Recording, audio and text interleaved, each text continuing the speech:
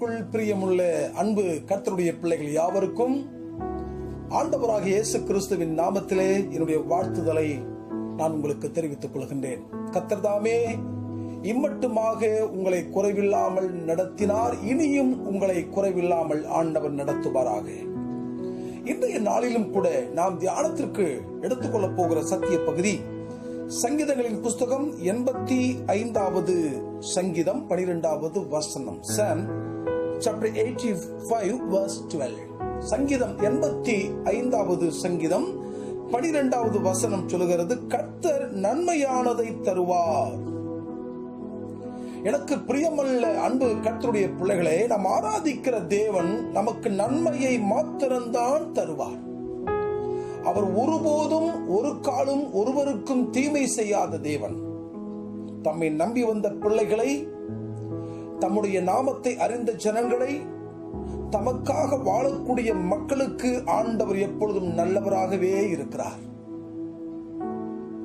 வேதம் சொல்லுகிறது, அவர் நன்மையானதை தருவார் என்று சொன்னால் ஒருபோதும் நமக்கு அவர் தீமை செய்கிற தேவன் அல்ல.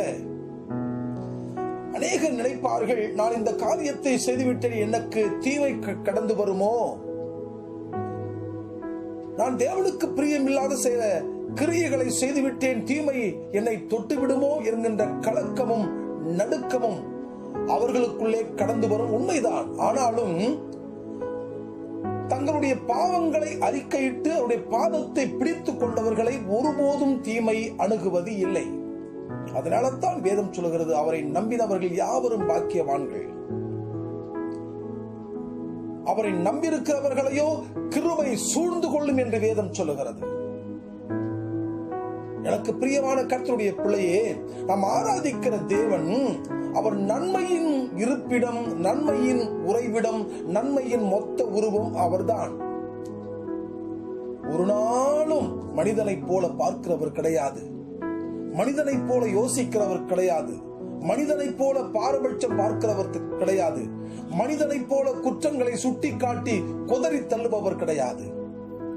அன்பானவர், நேசிக்கக்கூடியவர், நம் பாவங்களை மன்னித்து, நம்முடைய குற்றங்களை மன்னித்து, நம்மை கிருபைக்குள்ளே மூடி நன்மையானதை தரும்படி அவர் அற்புதமுள்ள ஆண்டவராய் இருக்கிறார். எனக்கு பிரியமுள்ள கர்த்தருடைய பிள்ளையே, நாம் அவரை நம்பி இருக்கிறோம் அல்லவா? இந்த நாளிலும் கூட எந்தெந்த காரியங்களுக்காக நீங்கள் கர்த்தரை நோக்கி வேண்டுதலோடு கடந்து வந்திருக்கிறீர்கள்?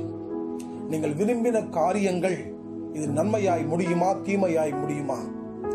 நீ எதிர்பார்த்திருக்கிற காரியங்கள் நன்மையாய் முடியுமா, தீமையா முடியுமா என்று சொல்லி கேள்விக்குறியோடு இந்த நிகழ்ச்சியை பார்த்துக் கொண்டிருக்கிற கர்த்தருடைய பிள்ளையே, ஒரு நாளும் அது உனக்கு தீமையாய் முடியாது.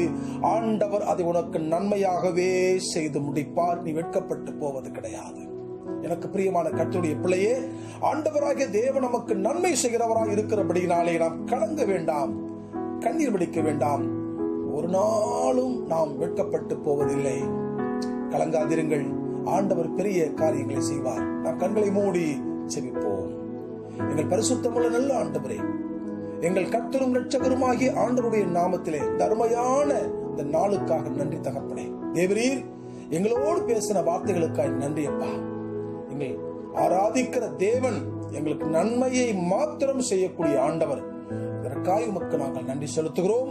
இந்த நிகழ்ச்சியை பார்த்துக் கொண்டிருக்கிற ஒவ்வொரு பிள்ளைகளை ஆண்டவர் இந்த நாளிலேயே ஆசீர்வதித்து நன்மையினாலே முடிசூட்டி பெரிய காரியங்களை ஆண்டவர் செய்யும்படிக்கு ஜெபிக்கிறோம். இயேசு கிறிஸ்துவின் நாமத்தில் ஜெபிக்கிறேன் எங்கள் ஜீவனுள்ள நல்ல பிதாவே, ஆமென். அன்பானவர்களை, நல்ல ஒரு வார்த்தையை கேட்டோம்.